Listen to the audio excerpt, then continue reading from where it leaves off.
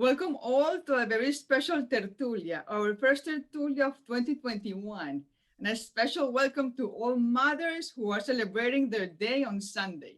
The Tertulia is an initiative of the membership committee with two objectives in mind.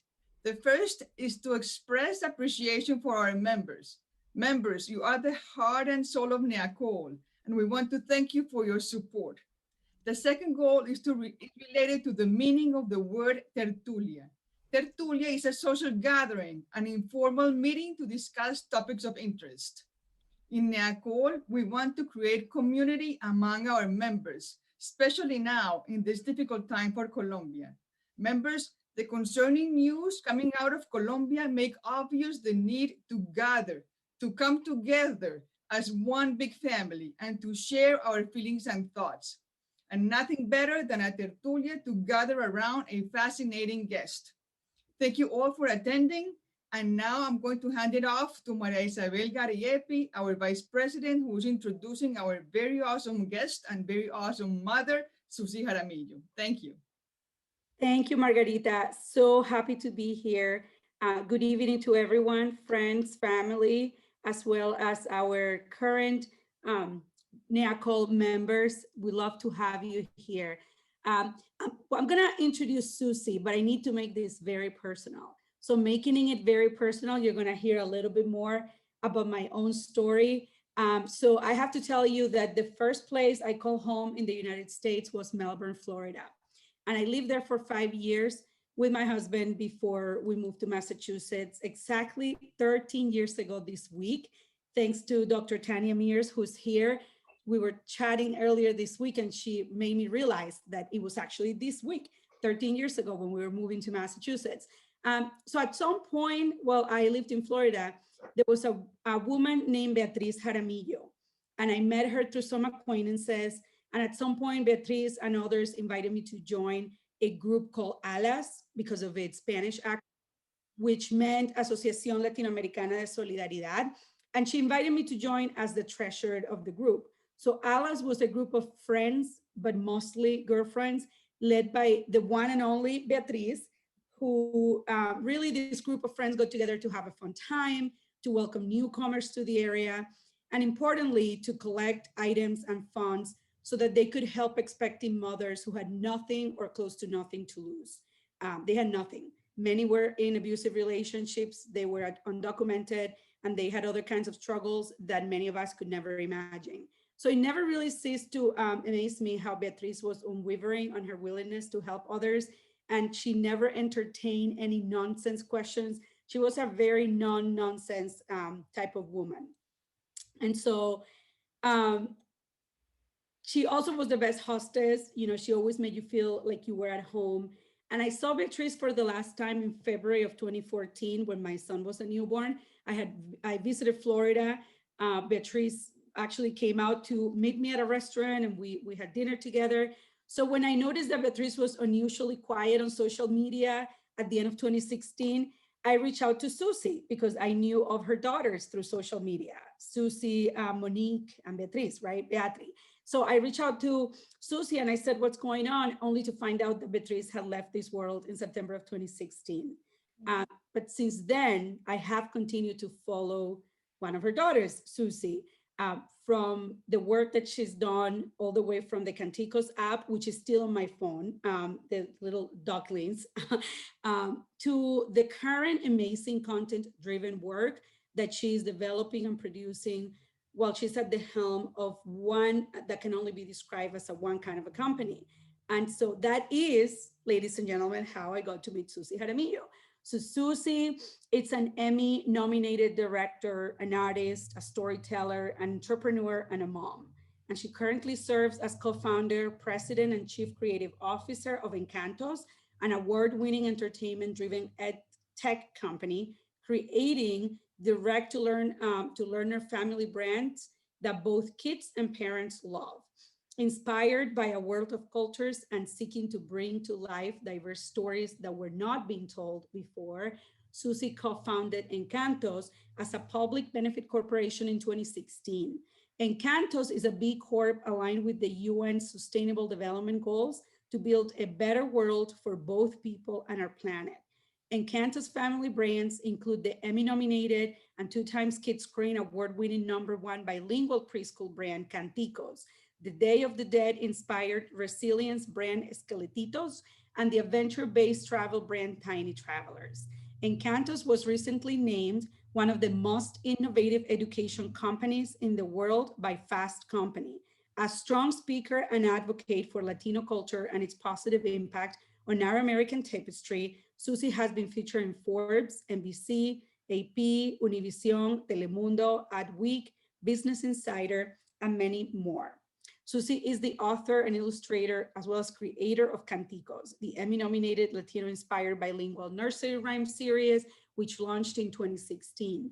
With its innovative apps, books, and sing-along videos, Canticos has received widespread industry accolades and awards, including Common Sense Media, Kidscreen, Kirkus, Publisher Weekly, the New York Times, and School Library Journal. Canticos can be viewed on all the NEAC Junior platforms and on YouTube. Canticos merchandise and subscription app can be found on canticosworld.com.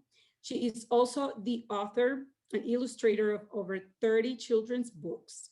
In her spare time, she mentors diverse creators and voices to cultivate a pipeline of entertaining properties for kids that help children learn 21st century skills through stories inspired by a world of culture.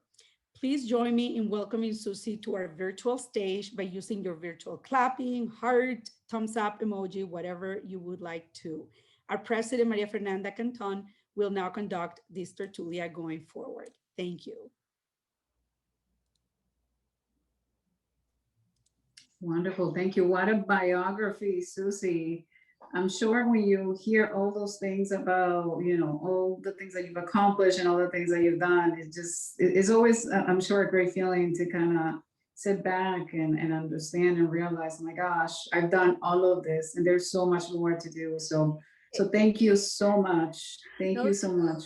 Thank you so much for having me. It's so funny because when you're in the zone, when you're doing things, you don't even look at what's been done. So it is sort of funny to listen to hear. It's like, oh yeah, there's that. Oh yeah.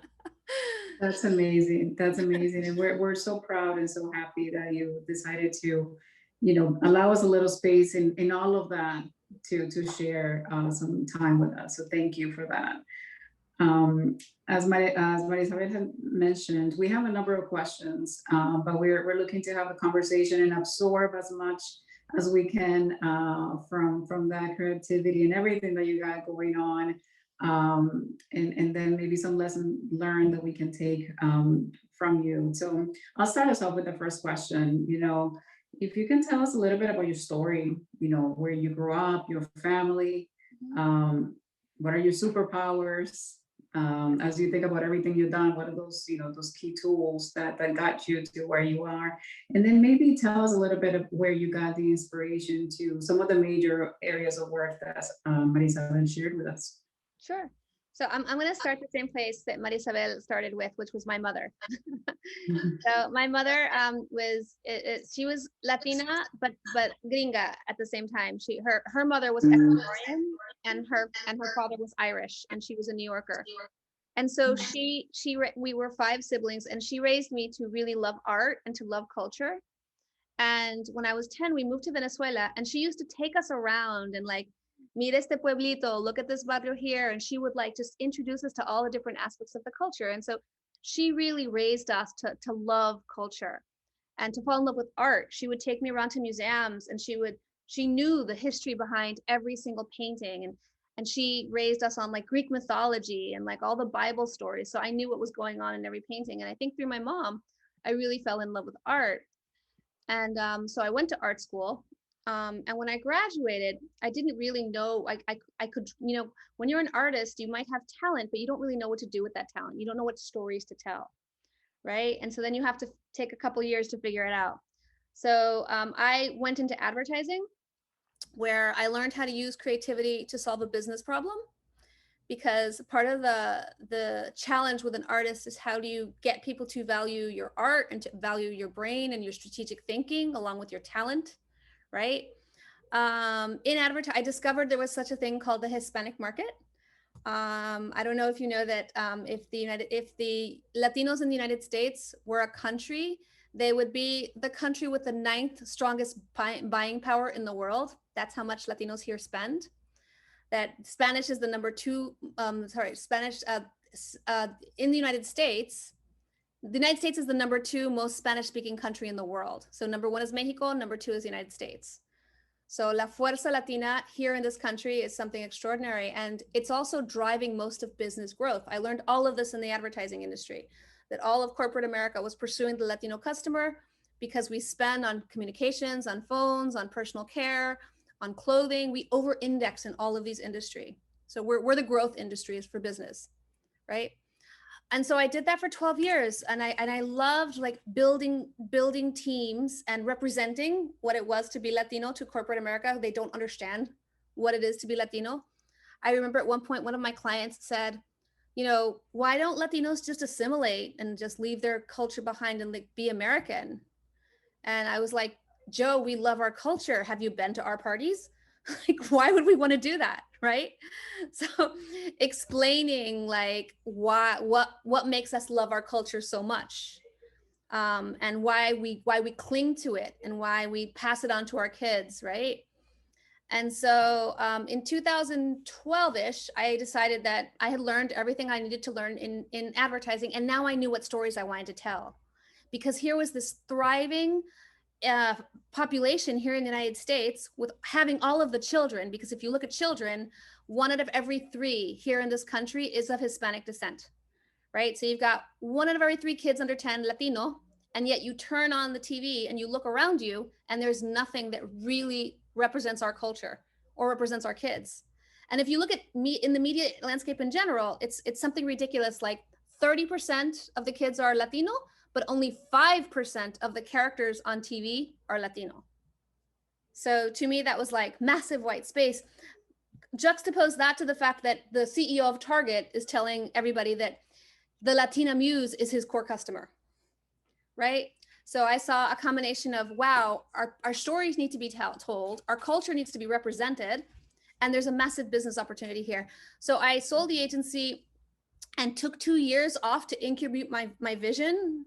I had children at that time. And when I knew that I wanted to raise them speaking English and Spanish and loving who they were. To me, it was really important that my children grow up as proud Latinos here in the United States. Little did I know that, you know, in 2016, you know, we were going to elect the president that we did, and that this whole Latino thing was going to turn into something that I had never before expected. And so I had this idea of a beautiful nursery rhyme brand that would just celebrate, you know, los pollitos, un elefante que se balanceaba, all of these different things from our culture, and that they would live together in this beautiful canticos world. And I was talking to a couple different, I had an offer from Simon & Schuster, and I was talking to Sesame Street. And then I called a friend to ask him about, hey, you know, can you give me some like stats on like Latino purchasing power, and like, you know, that everyone wants the stats. And he was like, what are you doing? And when I told him what I was doing, he was like, no Simon & Schuster, no Sesame Street. You need to do that with me. You need to do that with me and own your own IP, because it's really, for an artist in the business world, it's really important to own your own intellectual property and to build a business and benefit from the back end, because that doesn't happen for artists, right? And so he invested in the company, and he brought a slew of other investors, and we built Encantos. And we built Encantos to tell not just the stories of Canticos, but to serve a whole array of children, and to help inspire them through character brands that they would fall in love with, but that would be stories with purpose that would help teach them the skills that they needed to learn today. So that's our story in a nutshell.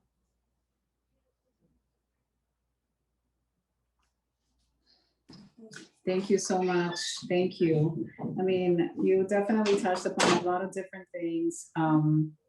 It's, you know, the stats are amazing. And these are things that we don't really take, like we definitely don't take the time to really understand the power that we have within our community. And if we exercise our power, we're unstoppable. And I think, you know, when we think about the threat that power represents, probably why things are the way they are. So thank you for sharing that. You mentioned the love for culture as being, pivotal in your upbringing. I myself have the blessing to have 3 children. My husband is Cuban, I'm Colombian. We listen to music quite a bit in this household, especially salsa. We dance it differently, and we need to make sure that our kids know the difference for sure. And I also, both sides, we happen to have our parents around, so which is a great blessing. But thinking about, those who have immigrated to the United States and perhaps have formed multicultural families, what kind of advice would you have, especially for those Latino parents who have conformed into multicultural households and are bringing up multicultural children? What kind of advice would you give them in order to keep those cultural traditions and the wealth of our heritage to be able to pass it on to their children? I mean, that's what Canticos is about, right? It's all about, raising your children to learn your language and sing your songs and celebrate your culture. And what the most important thing is to make sure that learning language is not a chore. It's not homework. It's actually something that's fun, that the kids feel proud that they can do. And that's why we do that through song and adorable characters, and through play. And this way, if you can get them to fall in love with this world, you have something special. I'll share just a few little things about Canticos. Let me see if I can find the right keynote. Okay. So this is what Canticos looks like. And it has been so successful that you've got all these people throwing parties, Canticos parties. And this to me is like, wow, these children love this so much that their parents are choosing this theme to be their birthday party, right? And so I get fan mail that looks like this. And actually, I think my all-time favorite one was this one, where a mother wrote me and she was like, I illustrated your chiqui on my belly. And then when the baby was born, she took this picture. So this is the kind of love that we want to inspire in families, so that they have this kind of attachment to culture, right? That to me, that's when people say like, what gives you satisfaction? What's your metric for success? This is my metric for success. Right. Thank you so much. I think definitely that resonates. My brother is actually married to someone from here, and from here now, but she obviously, her background is not from here. We know who's truly from here. She's Right. of European descent. And trying to teach my nephew Spanish, that approach of making it be so forceful, it's sort of creating some sort of rejection. Yeah. And it's sad. It's sad because they lose the connection with their family members in Colombia. So that's a great piece of advice. Thank you for doing that. I think the most important thing is like, enjoy it with your kids. Don't force it on them. Yeah. No, it's that desperate need to, please learn so you can continue to communicate with your grandparents. So it's it's definitely a blessing not having to struggle with that piece, because like I can see how that can be tough. So if you can tell us about your biggest challenge, as well as your biggest opportunities in your journey as an entrepreneur, and you kind of alluded to this a little bit, but what is the most rewarding part of being an entrepreneur? Sure. So I think that so being an entrepreneur has its challenges. The first time, because I'm a second-time entrepreneur, right? So the first time when I started an advertising agency, because I actually started that agency at the age of 26 with no experience in advertising. Now my partners had experience in advertising, but I didn't. So I had to learn a lot. And the challenge that time was, can I do this? Or what if I fail? Or I always knew though that if I failed, I could just go live with my mother. So it was okay. I wasn't afraid of failure. But it was very much, can I do this? And I don't know anything about this. And how do I find out? Right. With Encantos, when I sold the agency and decided to go into like entertainment education, the challenge was, you know, hey, I'm 40, right? I don't have any track record in entertainment whatsoever. I don't have an artistic portfolio because I've dedicated the past 15 years or whatever, 20 years to building out an advertising reel.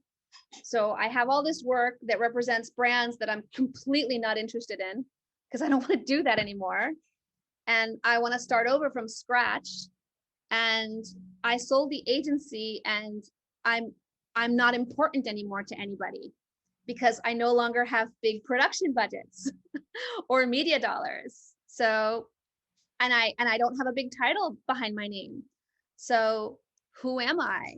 Like, and that's, it's kind of when you find out who your real friends are the people that are there for you, even though you don't have a big title behind your name, right?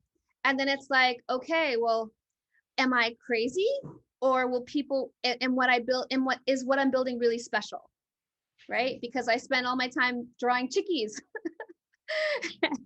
and elephants and, you know, adapting nursery rhymes. And am I crazy that there's a real business here and that this is a beautiful world? Or is there really something here, and will other people see it and appreciate it? Or have I, you know, hit a roadblock at 40 where I'm out of advertising, I'm trying to do entertainment and not going to go anywhere, right? So those were all sort of like the fears and like the, oh no, what am I going to do? But I truly believe two things. If you have this inner voice, like that really is egging you on to do something, if you don't listen to that voice, you're truly doing yourself a disservice. And I felt like all of my learnings had led me to this juncture, and that it was more of a risk not to do it and to be old and bitter later than to do it.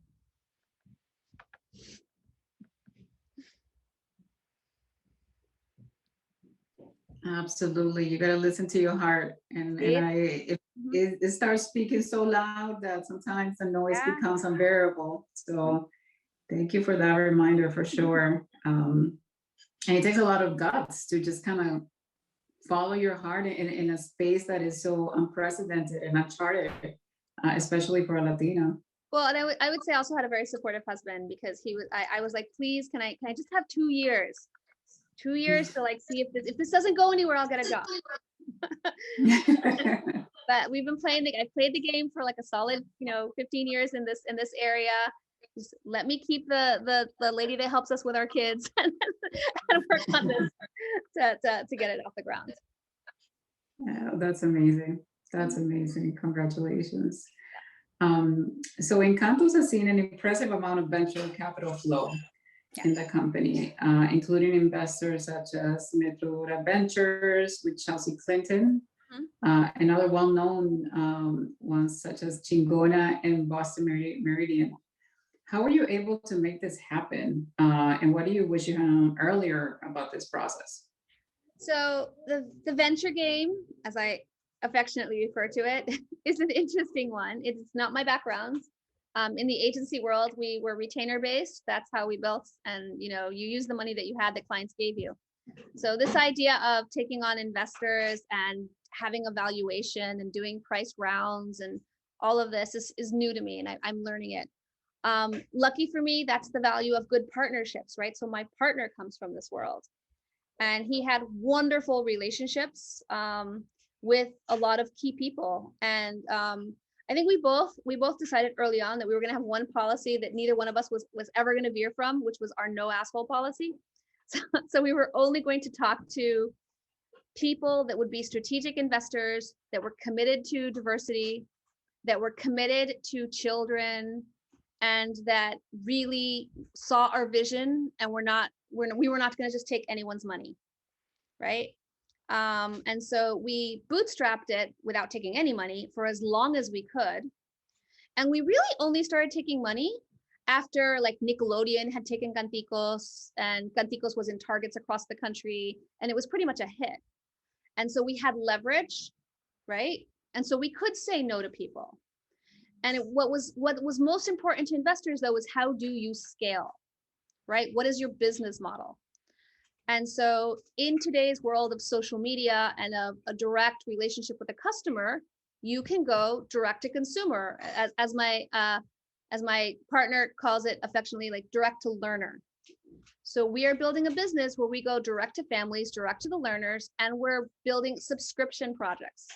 So when you have a subscription product, like a subscription app, like the Cantico subscription app, you now have repeated revenue. So investors feel comfortable because they see how you scale. And that's one of the reasons why Encantos is a tech company, right? Because once you build out the tech, then you just scale and scale and scale and scale and scale. And it's not like you have all the overhead of like, you know, a brick and mortar where, you know, you buy this, you hold it in inventory, and then you sell it with people that walk through your store. No, this is, you build it, and once it's built, you can go global and hit millions and millions and millions of people that will now commit to repeat revenue.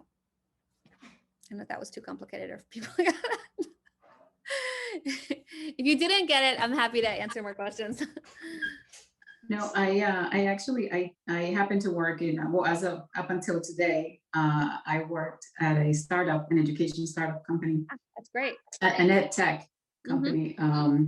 So before this job, I wouldn't have not understood any of what you said, but I just happen to understand it now because I live it very vividly. So thank you. That's amazing. And it's great to know that there is a Latina that is so focused on just the value of culture and sees the wealth of what we bring to this country and has that voice in that space that doesn't have that much representation. So it's very exciting to see that.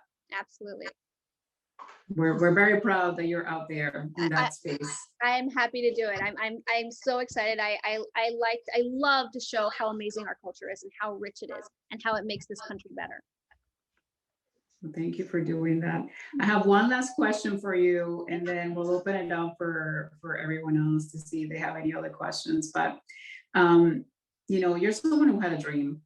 You had an idea, you had this noise in your soul, in your heart that was telling you to do something, and you made it a reality. Here in NEACOL, we also have a dream. Yep. We dream with the possibility of improving the lives of thousands of children in Colombia. We have a dream of making a difference, especially during times like what we're living today in our beautiful country. What kind of advice would you give us, a group of people with a lot of heart and a lot of dreams and a lot of noise? How do we make that a reality? So I will give you, it's funny because I've worked with quite a few NGOs back in my advertising days, and I could say to you, oh, just keep doing what you're doing. But the truth is, I don't know what you're doing. So I will tell you this, and this is things that you're already doing, then excelente. But I think you should treat this nonprofit as if it was a business and have the mindset of how do we scale? How do we scale in our membership? How do we scale in our impact? How do we scale in our ground game? And apply the same rigor that you would tracking those metrics on a business to this nonprofit. And when you think, how do I scale? The best way to scale is through partnerships. So the first thing I would do if I were you is I would take a look at like, where are the large conglomerates of Colombianos in the United States? Is it Jersey, Florida? Like, where are they? How can I make this organization bigger so that I can cause more impact? And then I can go to the brands and say, partner with me because I'm going to engender you to this many Latinos. They're Colombian, but this many Latinos, whatever. And then have partnerships with the other Latino organizations because la fuerza está en la unión. The larger you are, the more interesting you are to brand sponsorship. The more brand sponsorship you have, the more impact you can have. And the last piece of advice is data, data, data. The more email addresses and direct relationships that you have with all of your members, the better your ground game and the better you can, move. But that would be my advice. Thank you so much, Susie. You're giving us a lot of wisdom and a lot of things to think about. I really, truly appreciate that. So this is what we'll do. We'll open it up to questions from the audience. We can do them either in español or en inglés. Sí, como quieran. We can also use, I'm sorry? Como quieran, sí. Como quieran, listo, perfecto. En español o en inglés, we can use the chat. Las pueden poner en el chat o pueden, Mauricio, si nos colaboras con el unmute como lo sientan necesario, pero listo, vamos a empezar con preguntas. Let's start with some questions. En este momento todos ya tienen la posibilidad de quitarse el mute cuando quieran hacer una pregunta. Gracias. Let's see. Vamos a ver si alguien tiene la mano. Podemos utilizar el icono de la... Sí, podemos usar la manito también. Ajá. Perfecto.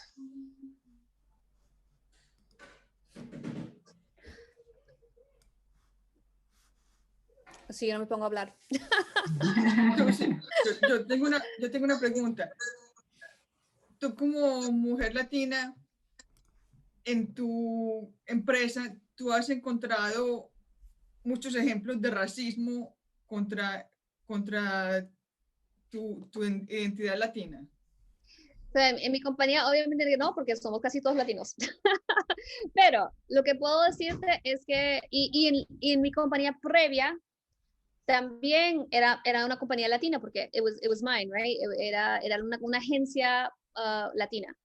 However, lo que sí he visto es en mis relaciones con clientes, el tratamiento hacia la agencia latina era otra, no era el mismo trato que se le da a la agencia del mercado general.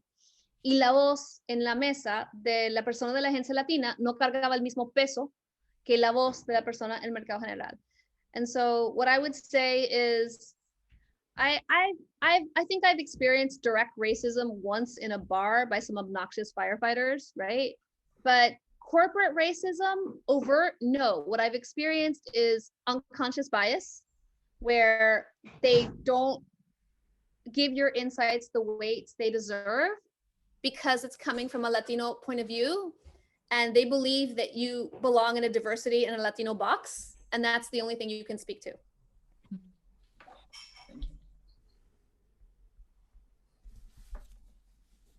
Hi, Susie, it's Roxana. Hi, Roxana, ¿cómo estás? Hi, congratulations.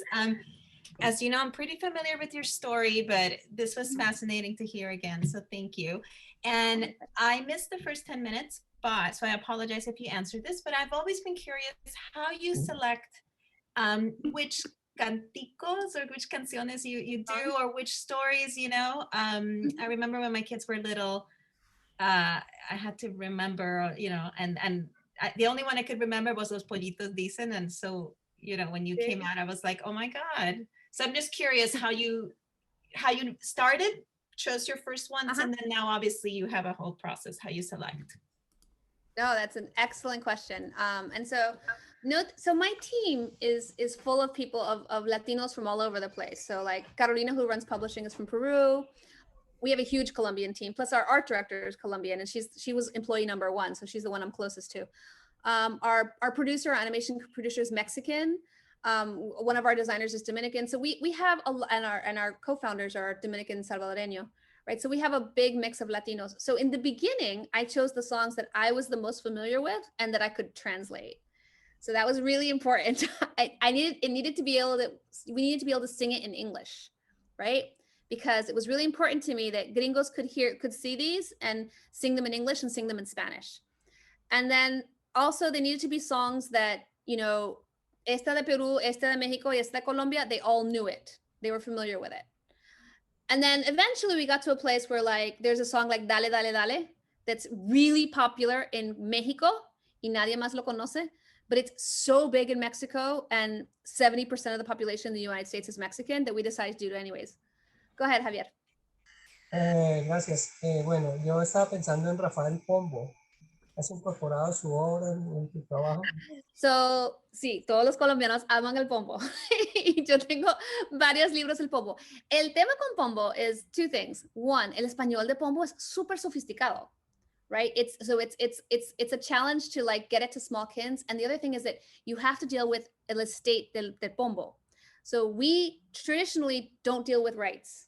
We go royalty free because most of these nursery rhymes are so old that there's no direct authors associated with it. So ahí tienes Canticuentos es otro, El Cricri es otro, Pombo es otro. All of these are wonderful poets and musicians, but they all have, the rights are very tied up with the estates of each one. So that's just a practical, every once in a while we'll license something and we'll pay for it, like Feliz Navidad we licensed, but we much prefer Jingle Bells because, or we much prefer Ping Pong or Sol Solecito where we don't have to pay for it. Go ahead, María. Yo uso canticos, yo doy clases a niños en barrios pobres acá de inglés y uso canticos para, digamos, que vayan viendo y les encanta y conocen y digamos lo uso, es para dar clases de inglés. Sí, buenísimo. Un tema, digamos, que es una cosa, y mi pregunta es si piensan hacer algo para niños un poco más grandes. Sí, si supieras que sí, ahorita tengo, me das otra razón para hacer otro show and tell. Tenemos planes para una serie que se llama Kiki Can o ¿Qué quiere Kiki? ¿Qué quiere Kiki? Se va a tratar de esta pollita que aunque sea muy chiquita quiere hacer cosas muy, muy grandes. So that's in the works. We're working on that. ¿Y esa la encuentro también en YouTube o dónde encuentro? Todavía no están producidas. Ahorita están en preproducción. Estamos hablando con los networks a ver cómo las producimos. Ok, pero me ha servido mucho, estoy muy agradecida, los niños la disfrutan. Ah, qué bueno. Aprenden las canciones, tratan de producir el sonido, entonces pues mil gracias. Qué bueno, pronto le tendremos otro para a niños más grandes. Ah, ¿sabes qué más les iba a decir? Otra marca que tenemos es la de Tiny Travelers.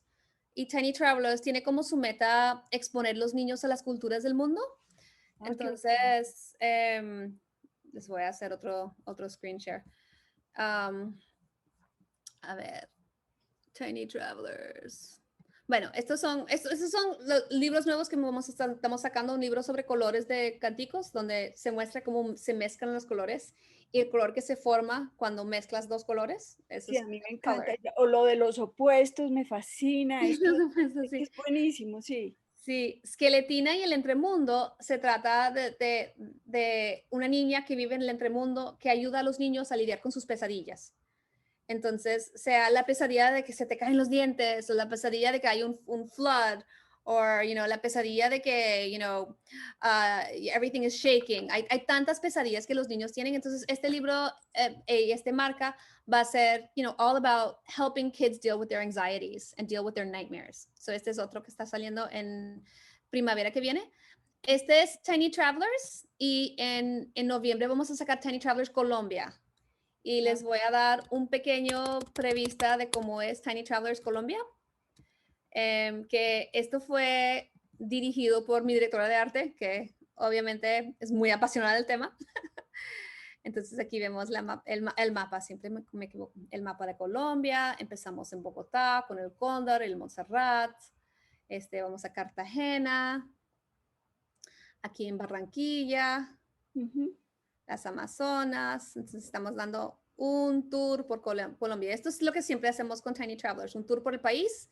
Y siempre es encontrar un tesoro especial y siempre está la mascota del país.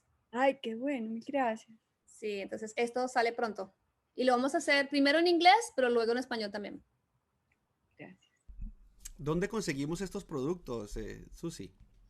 Mira, los productos de Canticos se consiguen en canticosworld.com y los productos de Tiny Travelers se consiguen en tinytravelers.com. Y pronto vamos a colapsar todo a encantosbrands.com, but right now it's separate websites. Pero si vas te lo pongo acá en el chat. Si vas a Encantos Brands, ahí consigues los links a los tres. ¿Cuándo salen de Colombia? Noviembre. Está muy bueno, se ve muy bonito. Gracias. Ay, ¿sabes qué? And I spelled that wrong. I tengo un typo. encantosbrands.com. And then Tiny Travelers. Yo tengo una preguntita así rapidita. ¿Cómo no? ¿Cuál es el más o menos el target de la audiencia de tus libros, de tus cuentos? O sea, ¿es desde que arrancan chiquiticos o 3 años, 5 años, 10 años, 15 años? No sé.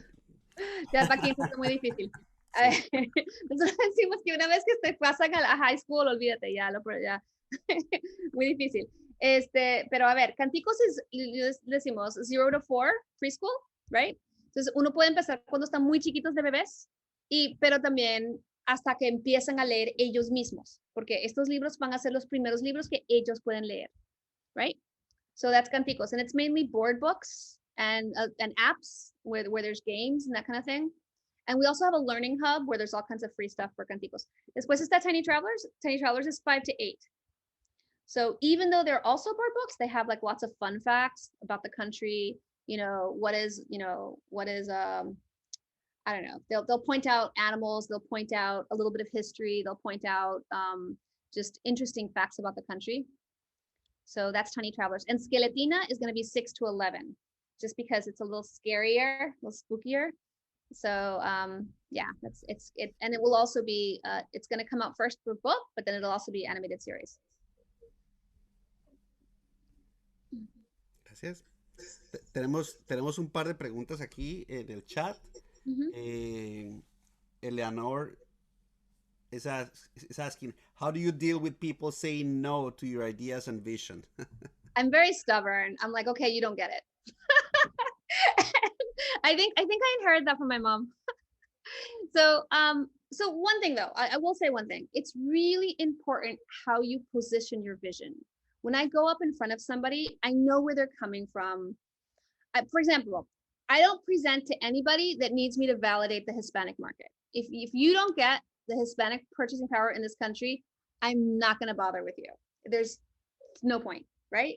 So that's number one. And then number two, I like to understand who I'm pitching to, just because then I know how best to position our ideas. And honestly, I have a really good sounding board with my team. So my ideas aren't just my ideas. They're ideas that, maybe started with me, maybe started with somebody else on the team, but have been vetted by a wonderful group of world-class executives. So I don't go out with something that hasn't been pre-vetted, right? And I don't take advice from family members, bless them. They do not know the game I'm playing. No tienen ni idea.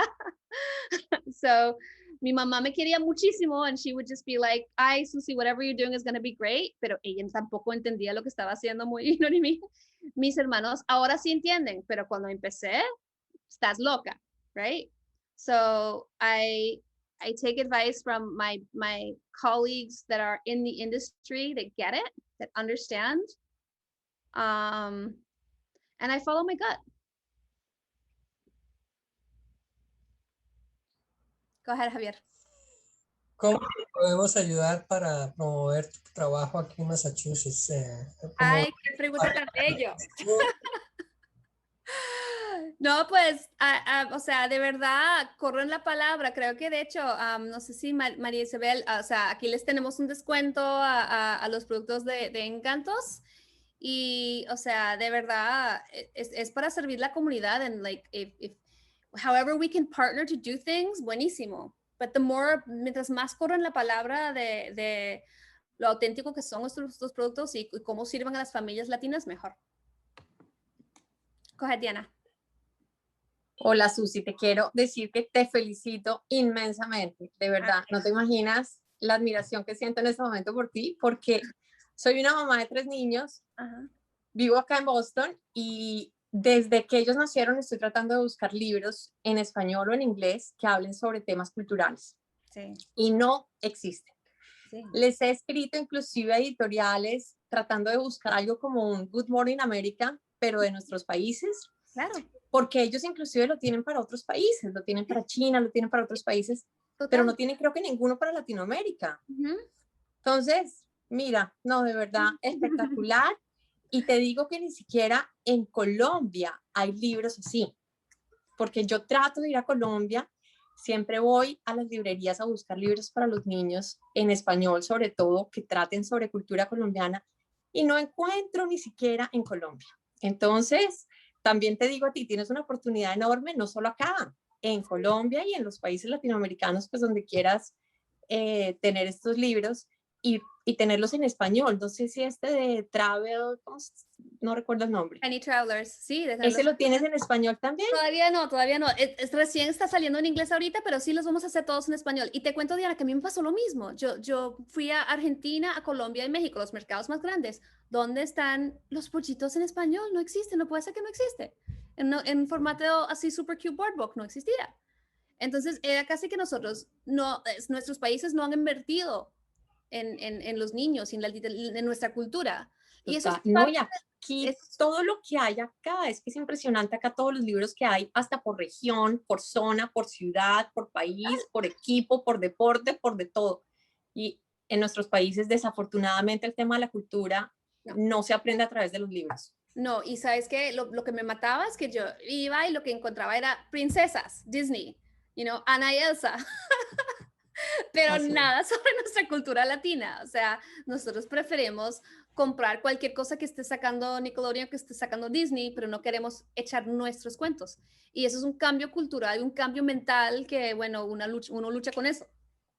No, te felicito de verdad y tienes un camino todavía por delante porque las oportunidades son enormes. Gracias a ti. Susi, yo quiero preguntarte, ¿tienes alguna formas de mercadeo con las bibliotecas? Yo trabajo en una biblioteca pública, pero si hay limitantes porque las bibliotecas no pueden ordenar de cualquier parte. Sí. Entonces, ¿cómo haces el mercadeo de tus productos? Buena pregunta. Pues primero nosotros tenemos una relación con Baker & Taylor. Oh, excelente. I speak librarian. Oh, excelente. Librarians are like our favorite customers. Claro, los librarians a veces no nos gustan, no nos quieren mucho porque tenemos Lift the Flap y libros interactivos, y los librarians no siempre les gusta el Lift the Flap, pero los niños sí. Entonces mantenemos algunos con Lift the Flap y otros que no. Pero vendemos por Baker & Taylor. Yo he hecho mucho el ALA, American Librarian Association. So I've given talks. I go to the conferences. So yeah. Y ahora tenemos una distribución con Macmillan. So Encantos, por necesidad, empezamos nuestra propia editorial, porque en el momento, o sea, cuando habíamos hablado, when we were starting, que yo le dije, no, pues Simon Schuster igual, ellos no querían hacer los libros como yo los quería hacer. Ellos querían poner los dos idiomas en la misma página, no hacer libros reversibles, hacer como una sola, no querían el concepto de marca, no lo entendían. Entonces nosotros a la fuerza empezamos nuestra propia editorial, Encantos. Which, by the way, I would never have done if it wasn't for Steven, my business partner, porque eso de empezar mi propia editorial me parece mucho trabajo. Pero bueno, lo hicimos, y ahorita tenemos una relación con Macmillan, and so ellos nos hacen la distribución.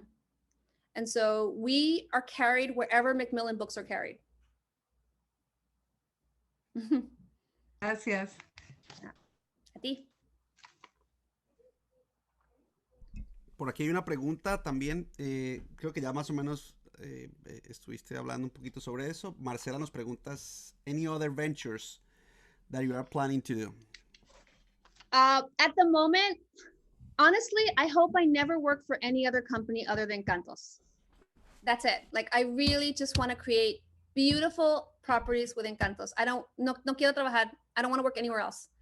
I am not a, when people tell me they're serial entrepreneurs, I'm like, why? It's like, at my core, I'm a storyteller, I'm an artist, and I want to be at a place where I can tell stories inspired by culture. And we've created that place. That's Encantos. So I'm good. Gracias. Can I ask a quick question? In terms of what are the areas where you find the most inspiration? Is it history? Is it our history? Is it our music? Is it the different aspects of our culture. What is it specifically where you find, and the reason why I ask this question is because I myself put a lot of effort in making sure, and you mentioned this earlier, making sure that our kids love themselves. Unfortunately, the forces around them don't necessarily lead them to that, given that a lot of, the racism manifests itself in everything. So our kids don't find those empowering narratives that allow them to love themselves and love their culture and love and understand the richness of where they come from. So I'm wondering, where do you find your inspiration for this? Is it our history? Is it, what are some of the major sources? So it's so funny. It's an interesting question. And I thank you for asking it, because I've never gotten at that question before. So I am terribly inspired by our people. And when I say that, I mean just the wit and the warmth and the intelligence that I know comes from our people, and the joy that comes from our people. And when I lived in Venezuela, we used to go and we used to do hacíamos mucha como obra, like you would go to the poor schools and like give out clothes and stuff. And I just saw those kids as being so damn smart. So I always saw street kids as being so smart. And if only they had the access and the opportunity of, the kids that come con la familia del bien, as they say, they would just outperform, because I feel like we are just naturally just a very warm, witty, intellectually curious people. And so I think our humor is one of our superpowers, actually.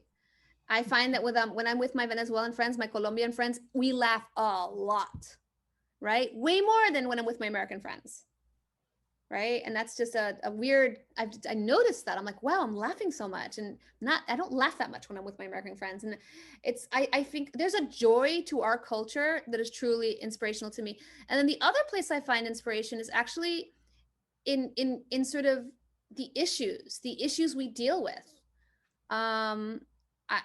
Canticos to me is it's a property, it's a tool for pride, where you can cultivate pride in who you are, pride in your culture, your language.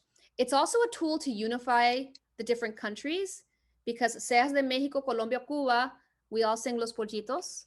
It's a tool to unify generations, because el abuelito no hablará inglés, el niño de pronto no habla mucho español, pero los dos cantan Los Pollitos, right?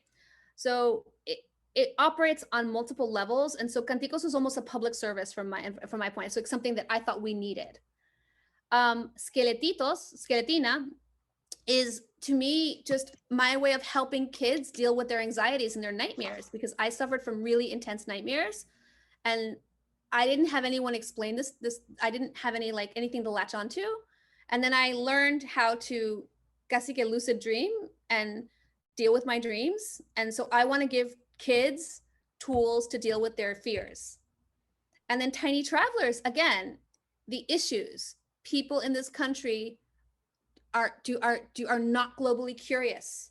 They don't know to fall in love with culture, and they fear the unknown, right? And this is just as the world gets smaller and smaller, we cannot put up walls, right? We must appreciate all of our differences and value those human connections that bring us together.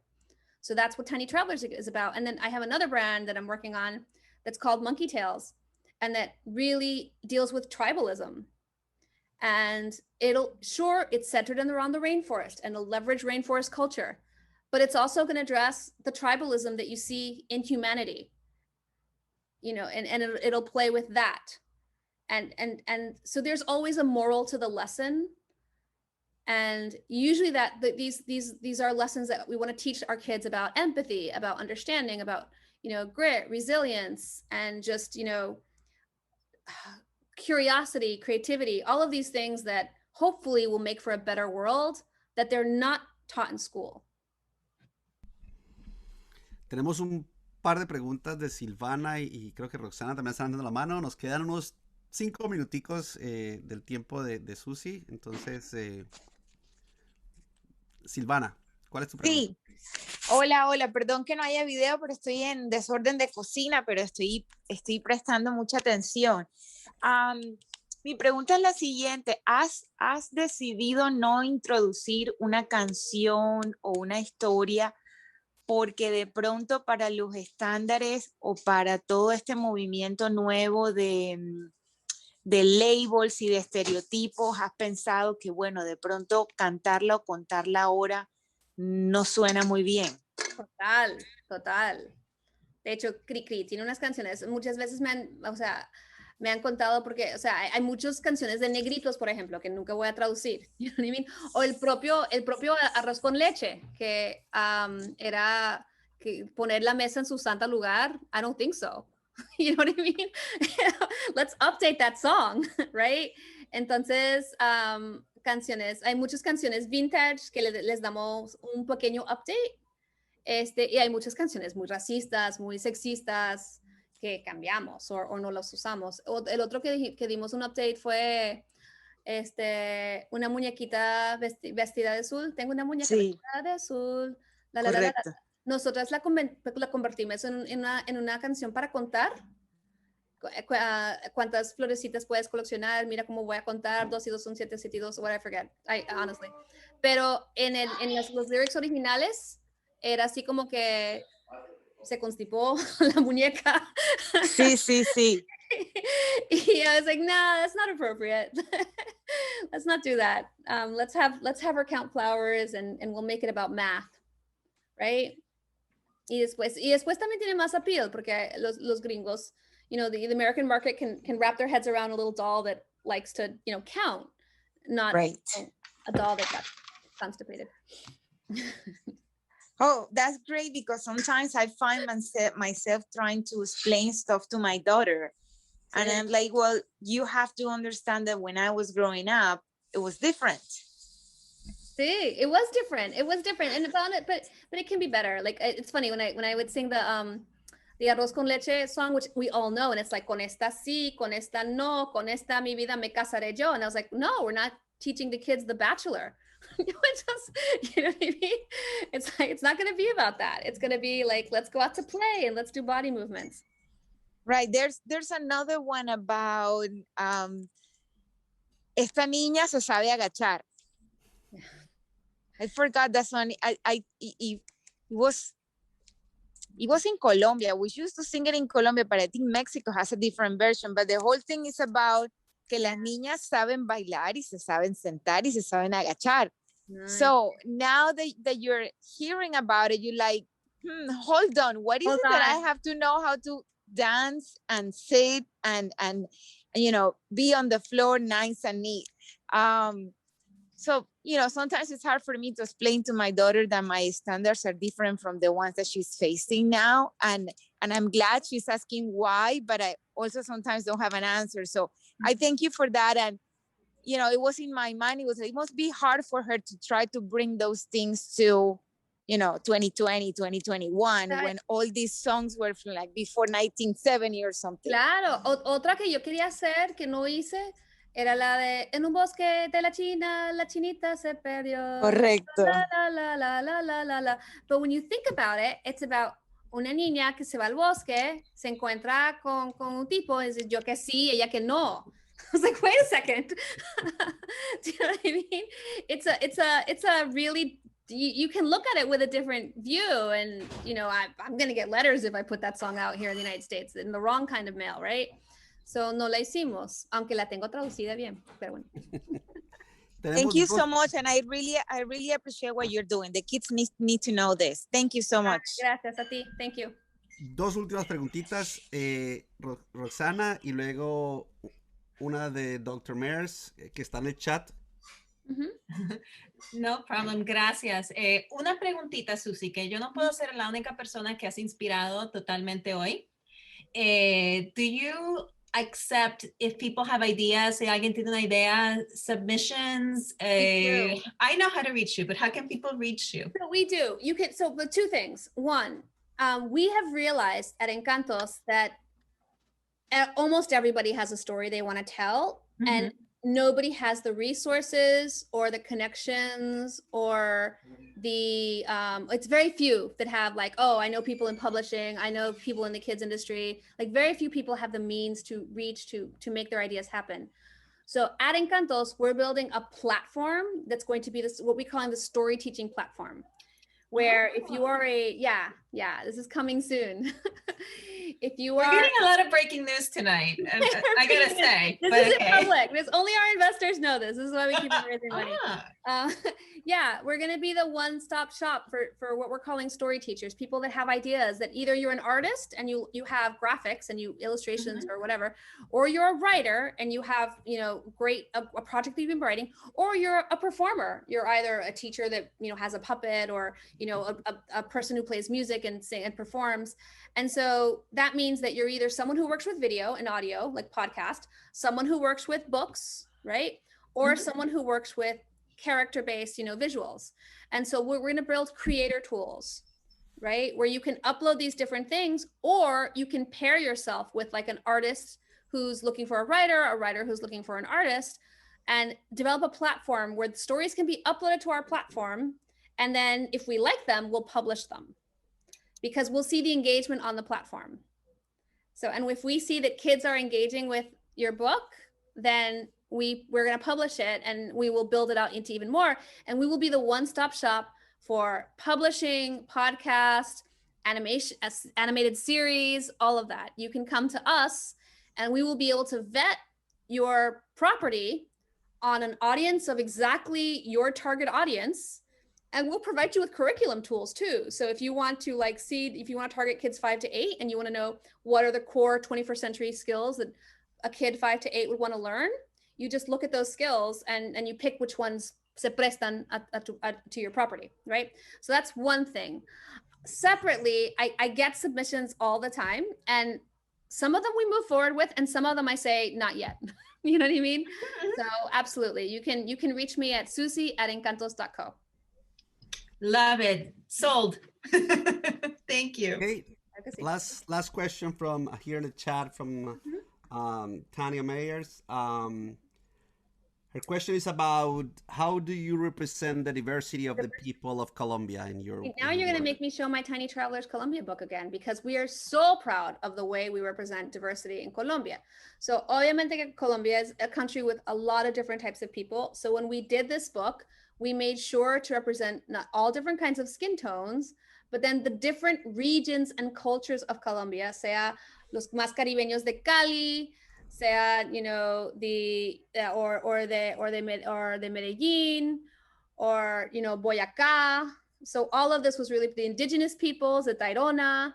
So all of this was actually really important to us. Even like the different, like the headdress, these specific headdresses that are specific, whether you're male or female, to like, you know, the people of the Amazon. So all of this was very meticulously thought out.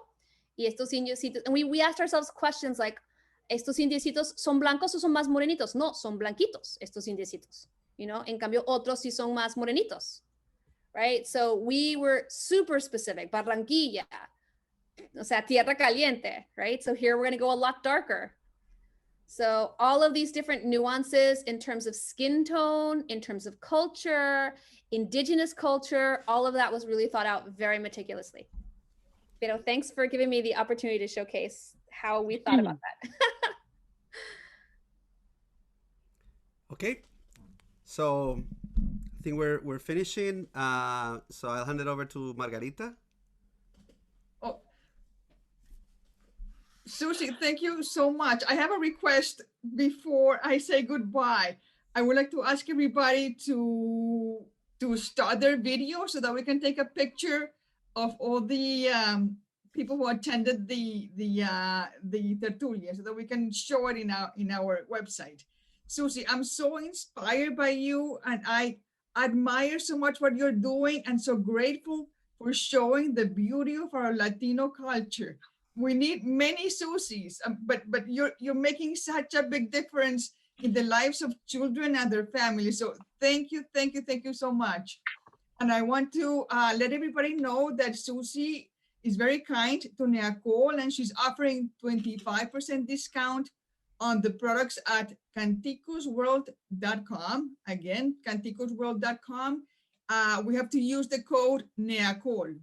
So thank you, Susie, for the offer too. And I also want to thank Maria Fernanda, Maria Isabel, and Mauricio for their help in making this event possible. And before we say goodbye, I want to let you know that since NEACOL's foundation in 2012, we have raised funds that have improved the lives of almost 15,000 children in Colombia, and also Colombian children who are Colombian residents here in Massachusetts. And I also want to know that given the recent events in Colombia, I feel that the work of NEACOL is more important than ever. But we depend on donations of generous people like you. So I invite you to visit our website at www.neacol.org. Learn about us, learn about our mission, tell your family and friends about us, and please donate. We appreciate your support. And once more, Colombia is in our hearts and minds during these challenging times. Good night, and thank you so much. Thank you very much, everyone. Thank you for having me. It's been my Thank honor. you. Bye. Thank you, Susie. Bye. Thank you, Susie. A todos. Thank you, Gracias, Susie. Susi.